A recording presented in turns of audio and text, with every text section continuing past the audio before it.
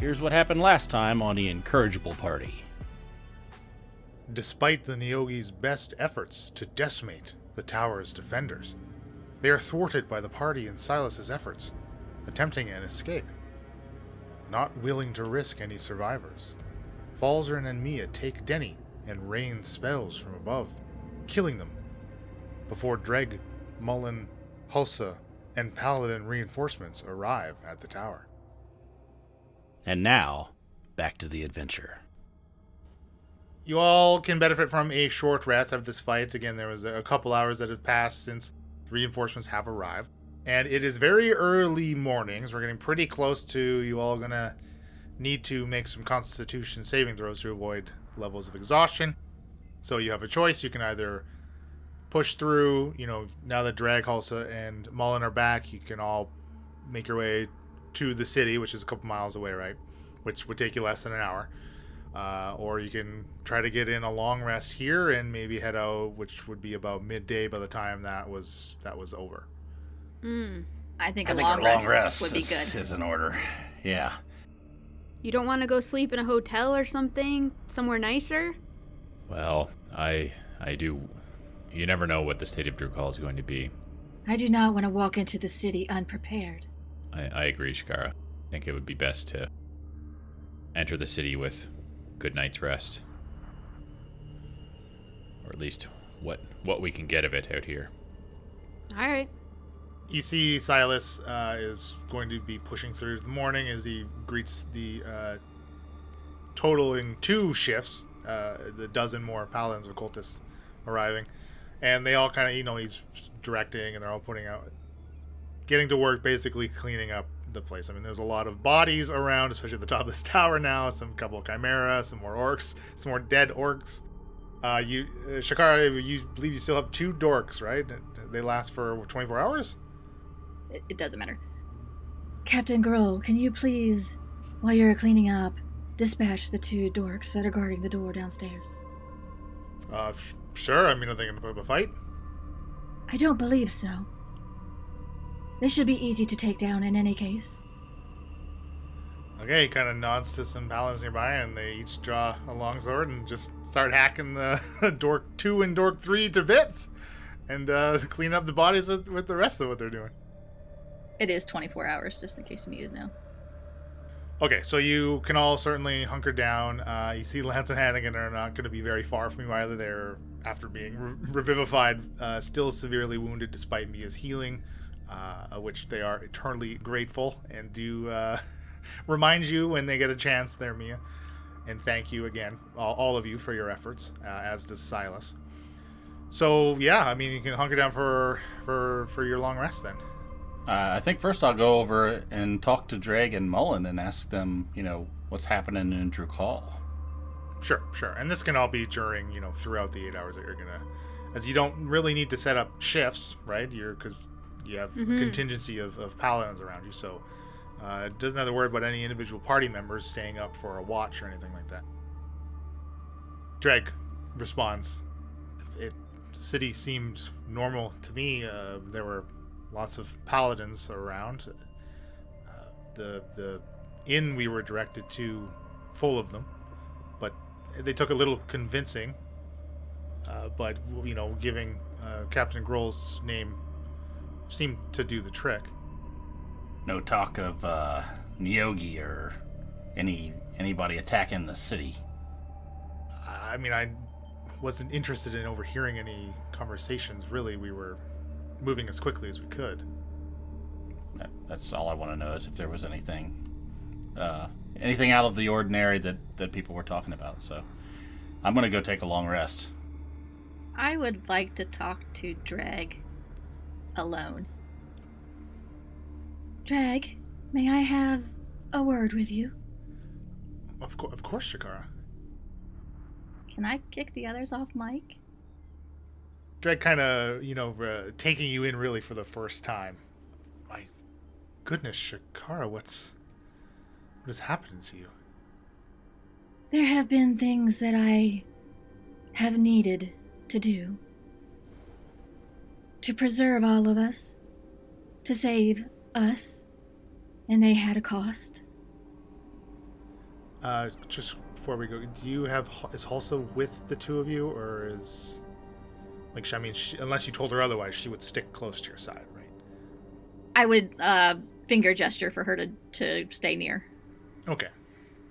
I have seen your anger at the way you have been treated.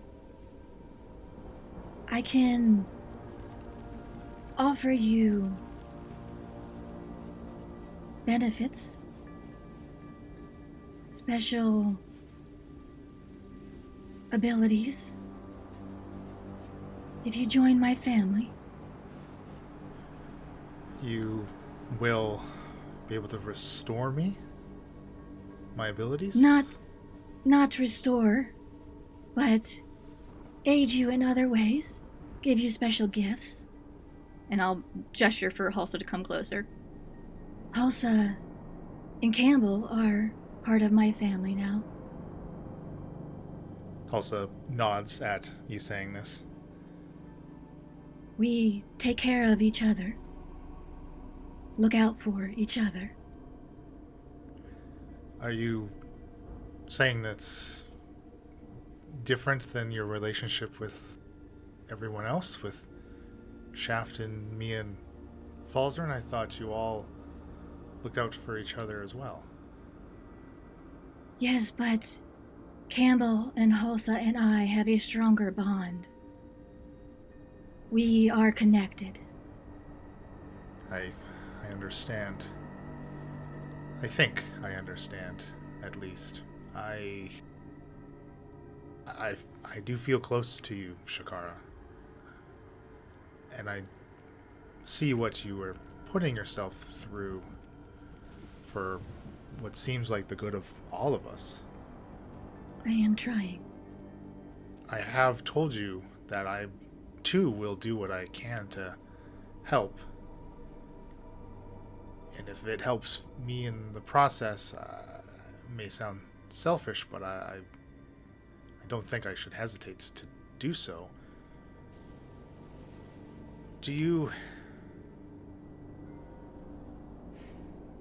I've asked Shaft for something. I have since come to not regret.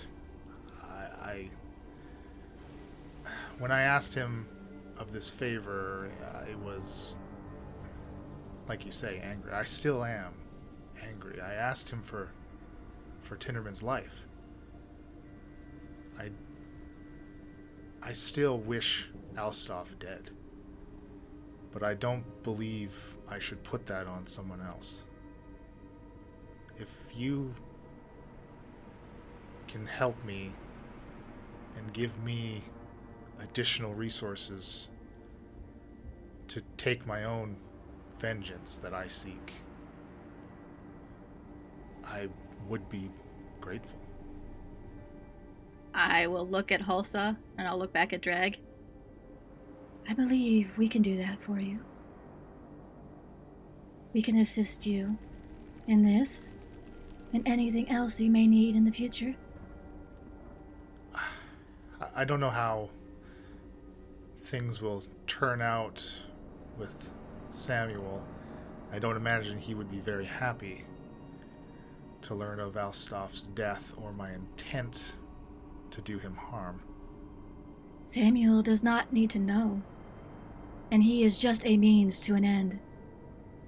Well, if it interferes with your means, I'm just trying to assure you that despite how much I hate him, I won't do something reckless and jeopardize the tentative relationship that you have with Samuel until you've seen to your end, to your goals. That is welcoming news. I believe all of our desires can be met in time. I will say that in the 20 or so years since I had left Heraklion, I never really did feel connected to any place. There are certainly areas around Port Randis that I grew incredibly fond of, and I sought solace. And I would love to return to them, of course, but if this, as emotions between the three of you now, means I can feel that connection I did in my youth again, that in itself is a greater reward than I could ever ask for. And once again, I'll look at Hulsa. We are a family. We take care of each other. And I'll look back to Dreg. We have no plans for how big this family will get, but I feel the more we have to join us, the happier we all will be, the safer we all will be.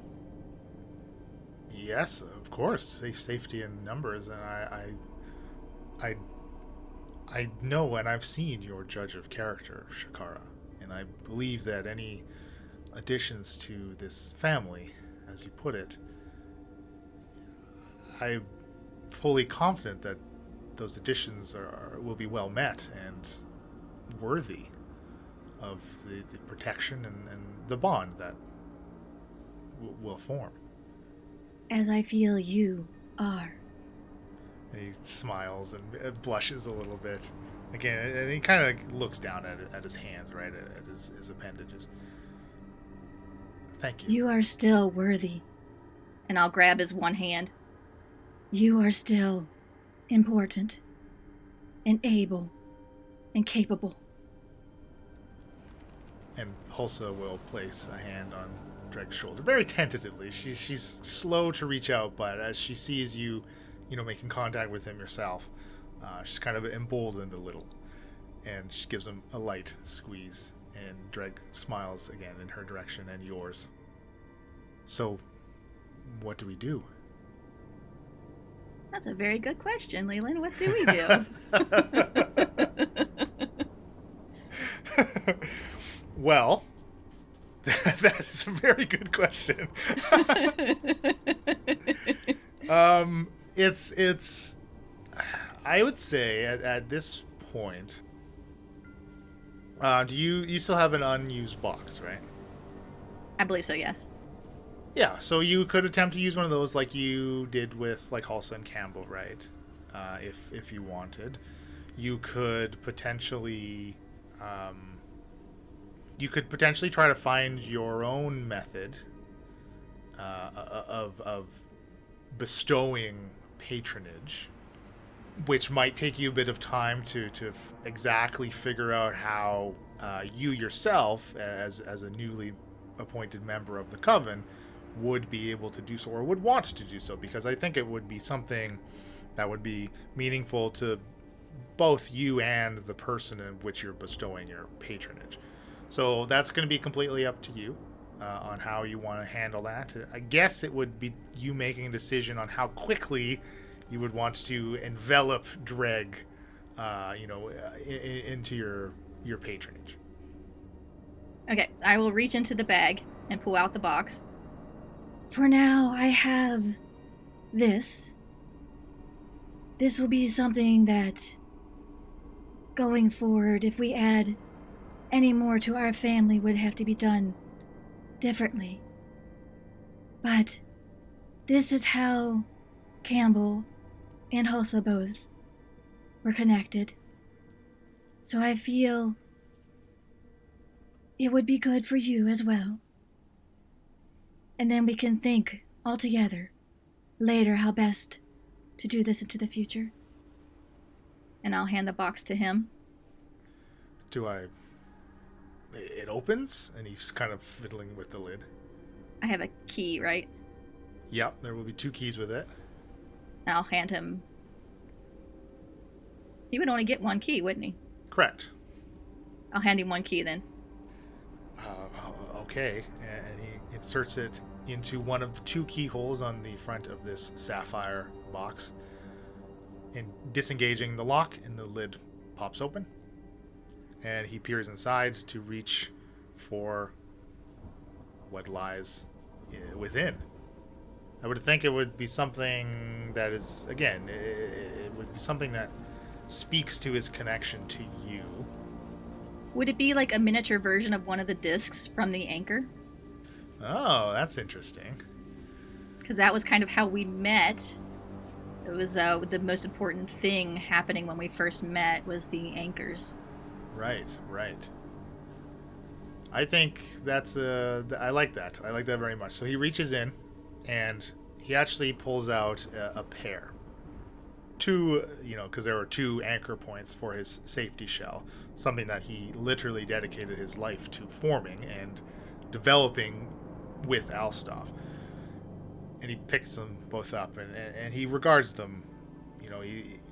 At first there's a frown on his face as he's looking at what once was, basically, right? Again, and this is the source and that's fueling his anger, right? That has taken him to this point. But he looks at them, and he takes one of the pair and hands it to you, Shakara. I think I'd like you to hold on to this one. I would be honored. And he'll hand you back the box as well. And you see me squeeze his anchor point very tightly in his hand as he holds it to his chest, to his heart. This whole time, I would think that we'd be kind of somewhat positioned so that Hulsa and I are kind of shielding what's going on from the others seeing it. Right. And I'll put the box back into my pouch. And I will take the disc that he gave me, hold it close to my chest, and then put that in the pouch. I also have this, and I'll pull out the circlet. Okay. The circlet? Circlet, yeah. It is to help shield your mind against the Neogi. Please study this. I have one for Mullen, and Hulsa, here's one for you as well. You take that too? Oh, thank you. I think we will be needing these. I think so as well. Now I must get some rest. It has been a very trying night. And he nods and will leave you with Hulsa. Before you settle in, though, Hulsa, she takes her circlet and she puts it on. She just steps up to you, and she, again, slow motions, right? But she raises her hand to your face where some of your scales have flaked off. And you see her eyes are kind of welling up with tears, and she just basically takes, a hand on your cheek and rubs a thumb on, like, the places where they're scaleless now, right? And she just kind of smiles and wipes away a single tear as it falls, and will follow in Dreg's direction back to the tower. Before she does, I'll put my hand on her hand on my cheek and give her a small smile. It was worth it. The rest of the party, you are all just going to set in for your long rest. Mia, do you have any resources to put back into your pendant before you rest up to spend more? Or I guess you could wait until the following morning if you wanted to put some whammies in it. Oh, like wait a day? Right, reducing, of course, what you would have available to you tomorrow or the following day. Or technically today because it's like 2 a.m. Right, so... You know how that works. So let's say I go a whole day in Drukhall and I don't use actions. So like I have, I don't know, a channel available. Can I change out what's in the pendant another rest, or do I have to use it in order to change it out? I think you can change them out. But because you are still technically spending it to put it into the pendant, yeah, you can definitely change it out. But yes, like you say, if you put something in the pendant and you don't use it, that is something you have spent that you have not used, which is technically a waste, but it's situational waste. Right. So, well, we had a short rest, though. And so I have 2 more channels because I get those back after short rest. So I'm just going to put 2 channels back in, and then I have Radiant Soul that'll just hang out, which I also didn't use in the last day. Like, I could refresh it. Like, whatever. I don't know. Yeah. Doesn't It might need go to be, stale. but It yeah. might go a little stale. So my pendant's going to have 2 channels. and a radiant soul. Okay. Cool. Falsey and Shaft, is there anything specific you want to do, or somebody you want to chat? Someone else you might want to chat with, to each other? I think Falzern would perhaps take Shaft aside for a bit of a private conversation, if that's all right. Bye, ladies. Shaft, do you mind walking over this way with me for a moment? Yeah, sure. Hold on a second. Oh, yeah. Stretch my back, and I don't like sleeping on the ground like that. It's a lot of rocks. It has been a long day. I certainly would have preferred to sleep on a nice, comfortable bed tonight in an inn.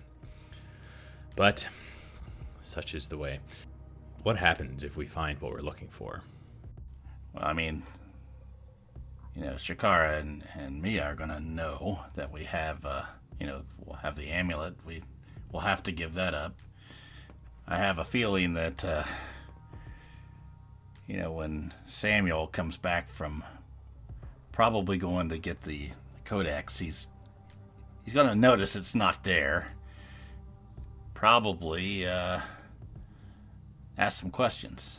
Yeah, I think he's going to be a bit cross and probably, well, hopefully not, but perhaps a bit suspicious. I mean, it's not like we can just pull it out of the bag and go, oh yeah, here it is. Right. Yes, that would not look good. My other concern is that do we really want these items potentially making their way back to members of the Coven? That's probably what's going to end up happening ultimately. Right. So what do you think? Saying we keep the codex a secret and, then he's just going to turn on the tower. I know. I don't like either option, really. I don't want these things to make their way back to the Coven, and who knows what these hags, Shakara aside, are going to do with these powerful items. What's up with Shakara? Did you notice, sort of pick at my face? Yes, I've certainly noticed, Shaft. It's a bit concerning. We got to just keep our eye on that and make sure we don't piss her off. Keep her on our good side. Yes, I really hope she is the Shakara that we initially came to know. Yeah, I don't know, man. I don't know what to do about the codex. I think we just keep it a secret for now. See how this plays out. Right. Yeah, I agree. I don't know what to do with Drukhall and its potential fate if the towers are activated, or this tower is activated, but... Well, remember, there's still two doppelgangers out there that look like you and I, and they could make a mess of things for us. That's true. There's also Sardo, who's occupying Almar's body that we've so far yet to come across. We've got a lot of skeletons that are creeping up behind us.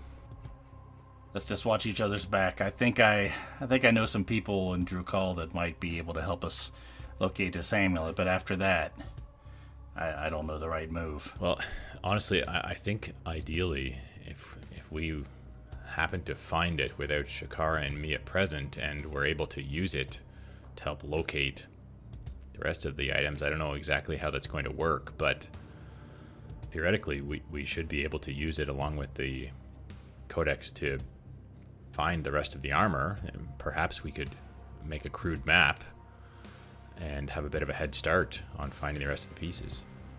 It's definitely a good bargaining chip. Yeah. Let's see if we can pull that off. If we get some information, let's give each other a wink, and then we'll know what we need to do.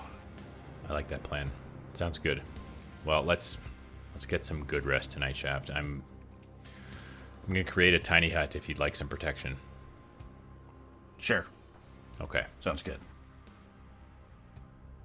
Throughout this early morning, again, you're all hearing the sounds, trying to get whatever rest you can. The sounds of the paladins moving around, and day daybreak comes in a couple hours, maybe 2 to 4 hours after you've set in for this rest.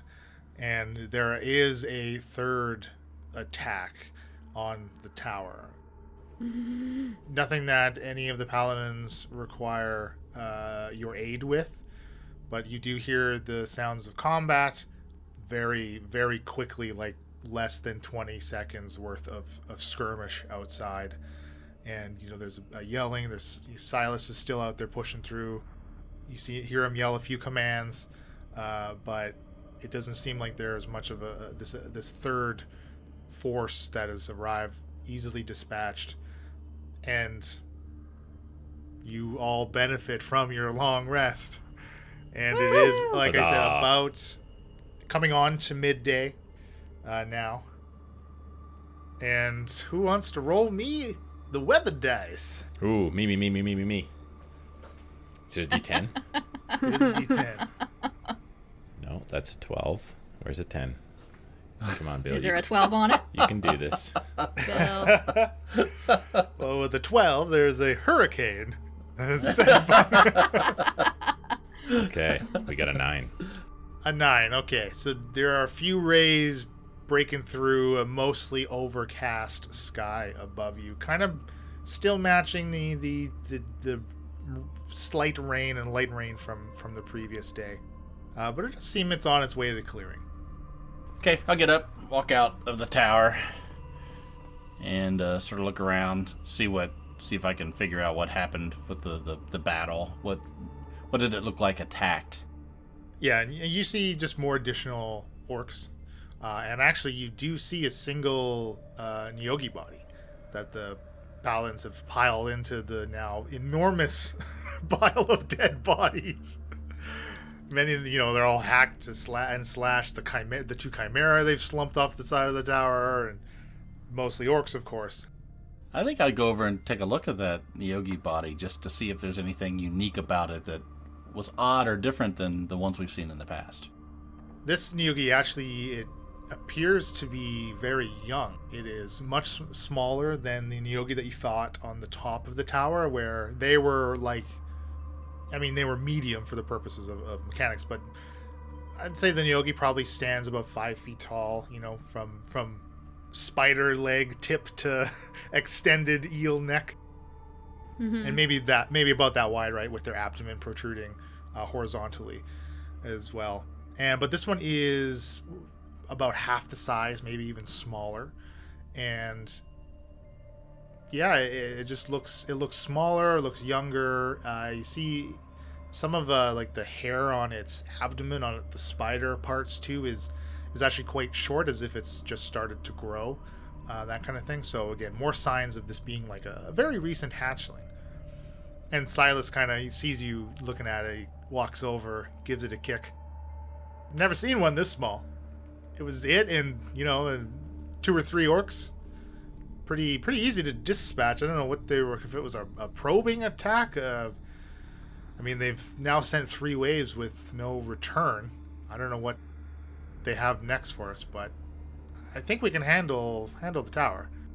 So I sort of look at when he kicked it over, look at the underbelly of it, and sort of just give it a close look to see is there any weak spots where you might be able to get in. Like they're sort of armored in a way, right?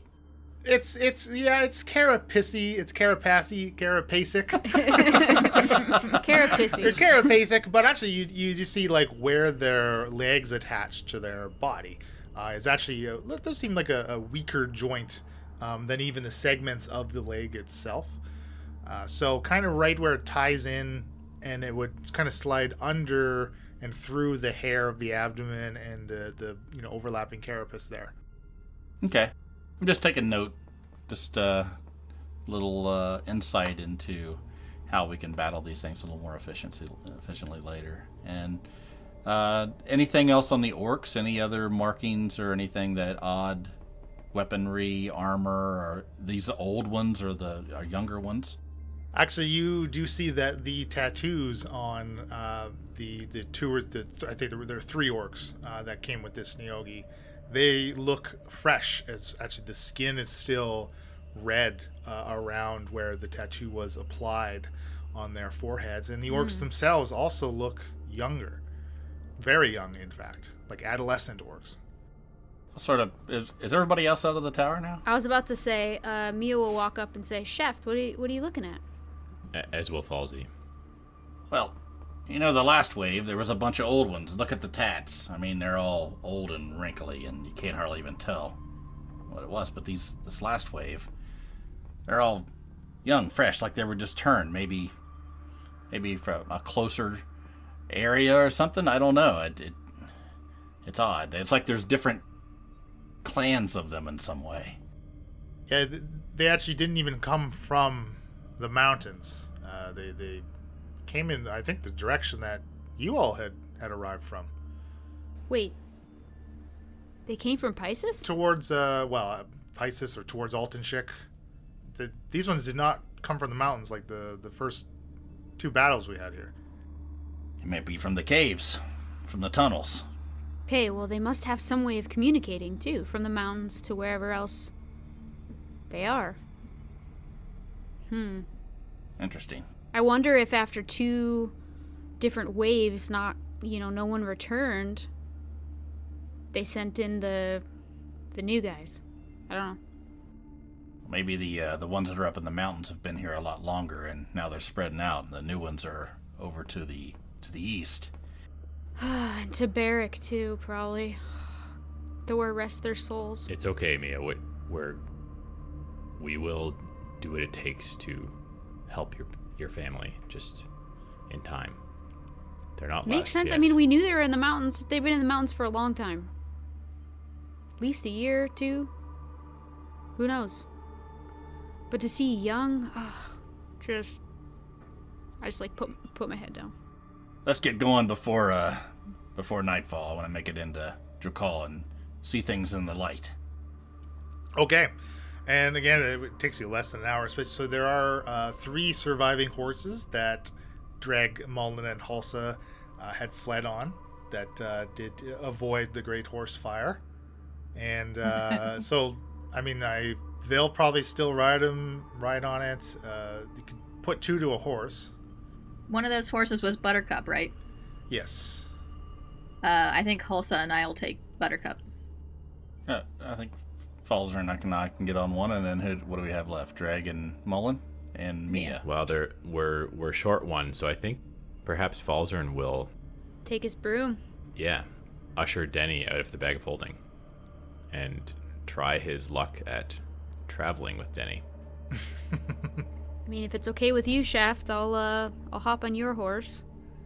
Sure, no problem. I get front. Okay, yeah. You can call drive. shotgun. You can drive. You know the way. Okay, I think I'll head on. All right.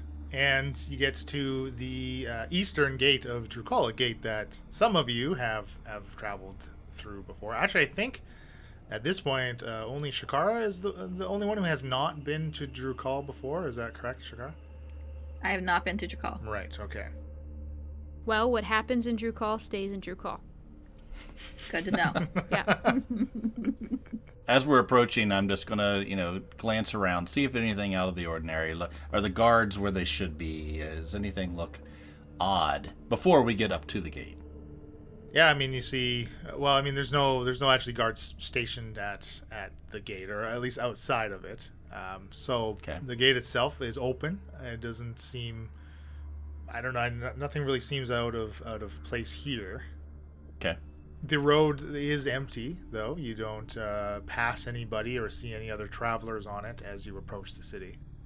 So I think as we're coming up, I'll sort of get everybody together and go, all right, keep your eye open for things. If you guys have been to Drukhall before, there's things that you just don't look at people odd, just keep looking straight ahead. Alleys that you probably shouldn't go in. Yeah, stay out of alleys. Listen. Good call. You've got me with you. Everyone's going to be looking. Well, I guess what's the plan here? Do we want to I sort of point over at Drag and everyone? Are we going to find a place for them to hang out, or are they coming with us? Do you have a place in Drukhall, Shaft? Yeah, I have a place we can put them for a while, or they could get And it's not like a place dungeon? at the tavern. It's not a torture chamber. No, I think we could just get them a room at the Tickly Servant. Ooh, Tickly Servant. I don't know if I've been to that one yet. I think that might be the best option at the moment. Yeah, you're good with that, right, Drag? Also, I mean, that's where you guys went earlier. Get you set up for a room and get you some drinks. It seemed like a fine establishment, yeah. I mean, there are lots of paladins around inside. I surely will be safe. All right, we're going to head there. And we can join you once our task is accomplished. Do you want me blending in, Shaft? Is that what you're trying to say? You want me to look human? That's up to you. It probably would be less distracting for sure. I mean, do you think it'll get us to the amulet faster? I don't know. Did Hannah see you as an Azamar or as a... No, I mean, at this point, Hannah knows nothing. A lot has changed. Okay. I'll go into the city as a human, and I'll dig through my pockets to find the amulet that makes me look human. Ultimately, the faster we can get in, get the amulet, and get out without being noticed, the better. It's true. I'll be a lot less noticeable. Tall, but, the eyes. Yeah, I think Drukhall is a place where it's best to draw as little attention as possible. Yeah, I think we're going to head in and try to make our way to the southeast quadrant to the Tickly Servant. Okay. And the streets inside of the city, as soon as you step in, I mean, they're heavily populated, as normal in a city this size. And as you get closer to Detmer's bar, dispersed among the crowd, you see paladins of cultists in their full garb, the display of the tower, or the insignia of the tower on their armor fully displayed. And they get more and more numerous as you get closer to the Tickly Servant. A few of them that you pass in the crowd, they're just seeming to go on about their own business. There is a particular pair walking together that they spot you, and you see they kind of lean over to each other and whisper something to each other as you draw close. But they just pass you, and they each give you a respectful nod. Okay. Are they looking at one of us in particular, or just the group of us? It seems like the group. Maybe one of them makes eye contact with a couple of you, but it doesn't seem like they're jeering or pointing at a specific member of the party. All right. But you did know from Silas that there was word sent ahead of your arrival. I think I'll just avoid the crowd as much as possible, and then work our way over to where we would tie up the horses in front of the Tickly Servant. And inside, the majority of the patrons here are paladins. And other than the change in clientele, the place does seem as it was the last time Shaft and Falzern were here. Jelly is still tending the bar as usual. Frank the Dragonborn sits vigilant as always at the door in the back of the bar that does lead down to Detmer's office. Jelly, though, does notice you arrive, Shaft. She kind of does a quick motion to catch your eye, giving you a slight nod towards Frank at the back door. I give her a big smile and a wink and walk over to the bar, sort of put my foot up on the stool and leap up a little bit so I'm at level with her. Look over the bar. I got some friends here, Jelly. How you been? Been, things change, but other than that, where have you been? It's been a while. Out and about, just checking out the lay of the land, really. Can we set these, sort of point over at Dragon Mullen, and also set them up with a room and some drinks and some food? It's all on me. I'm good for it. You know that. She kind of, looks at the lot of you. I see you picked up quite a new number of faces. Acquaintances. Hi, I'm Mia. Hi, I'm Jelly. I tend bar. Can I get you a drink? Hey, Jelly. No, I'm okay. Thanks though. It's a little early for me. Jelly, you wouldn't happen to have any Alebender ale on tap, would you? Well, not here. You'd have to go to their tavern to get their drink. Proprietorship and all right. that. My mistake. Well, I'll take an ale of whatever you'd recommend. I sort of look over at Falzer and I shake a head and like, no, he'll take a red ale. A red ale. Yeah, you don't want the other stuff. You see her, she's like all like mid grabbing a tap, and then she's switches to a tap that looks a little cleaner and pours you a red ale. I give Shaft a knowing nod. Hey, Shakara, you want an ale? I would like a shot, please. Oh my. You guys, we haven't even had breakfast. It's been a long 24 hours. Yeah, but we gotta be on guard. You never know. We have a whole... Like, time is ticking. We have to get going. Like, It is fine. I can have one shot. Okay. I think we all deserve it after last night. Suit yourselves. Okay, she'll serve you what you want. And I down it. While everybody's drinking, I'll look over at Frank and try to make eye contact. He does make eye contact with you as he noticed your arrival as well. I give him sort of a shake of the head, like, is it okay? Like, for me to come back? Like, kumquat? He gives you... Not yet. He actually does not... He doesn't nod back at all. Oh. Okay. So I'm going to take that as I am not welcome to go in right now. For one reason or another. So, okay. Turn back around and I'll look at Falzarin and I'll go, I'm not going to talk to Detmer right now. Maybe we get these guys set up and I take you guys to see a friend of mine. Sure. Yeah, I understand. Jelly, is this within earshot of Jelly? Yeah. She pulls another glass, another drink that wasn't ordered, fills it up and leans in close as she hands it to you, Shaft. I would check in with Frank. Gotcha. Thanks, sweetie. And I push over a gold piece on there and say, we'll be back later tonight. What time do you get off?